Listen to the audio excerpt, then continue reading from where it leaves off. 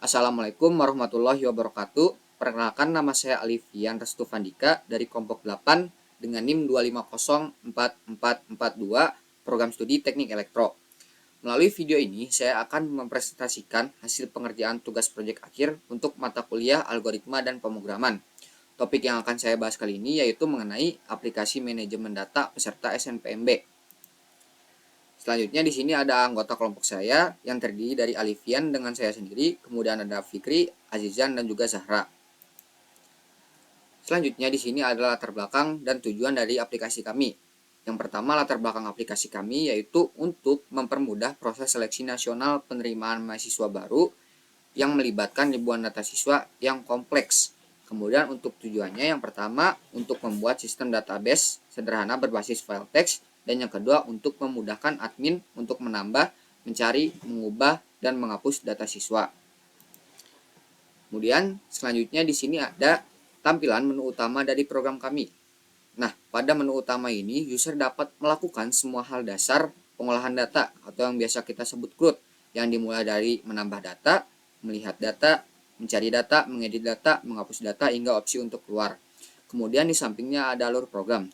Secara garis besarnya, alur program kami ini bersifat looping atau berulang-ulang, yang dimulai dari start ke menu utama, kemudian pilihan user, ketiga proses, keempat update file txt, dan yang kelima kembali ke menu utama. Selanjutnya di sini ada visualisasi berupa flowchart dari program kami, yang secara sederhananya flowchart ini itu berisi pengecekan dan juga percabangan yang digunakan untuk memastikan agar program tidak terjadi crash atau error saat user salah memasukkan input.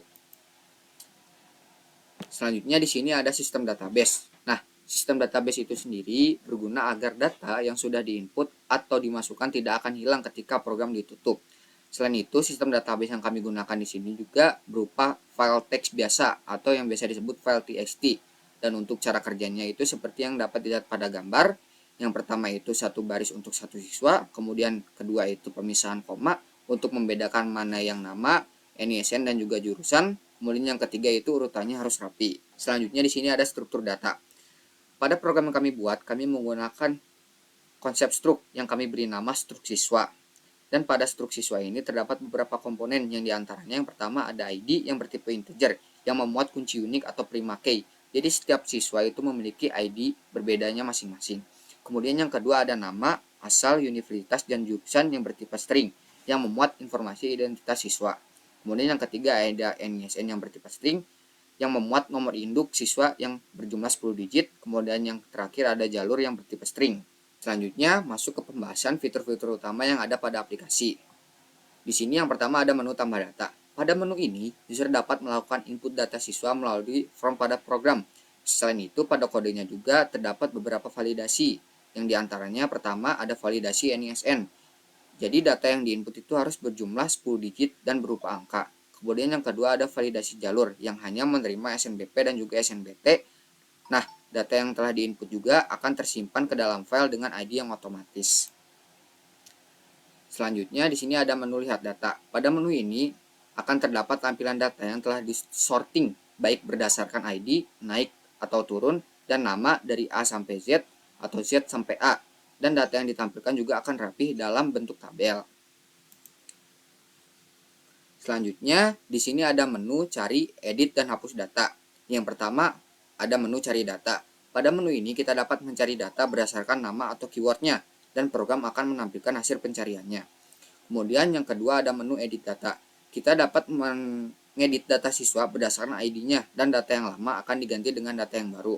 Selanjutnya ada menu hapus data. Pada menu ini kita juga dapat menghapus data siswa berdasarkan ID-nya, dan data yang dihapus akan hilang secara permanen. Selanjutnya di sini ada beberapa screenshot dari aplikasi kami ketika dijalankan. Yang pertama di sini ada tampilan menu utama dari aplikasi kami. Kemudian yang kedua di sini ketika user mencoba untuk mencari siswa berdasarkan keywordnya. Kemudian yang terakhir di sini ketika user mencoba untuk melihat data yang sudah disorting berdasarkan ID terkecil ke ID yang terbesar.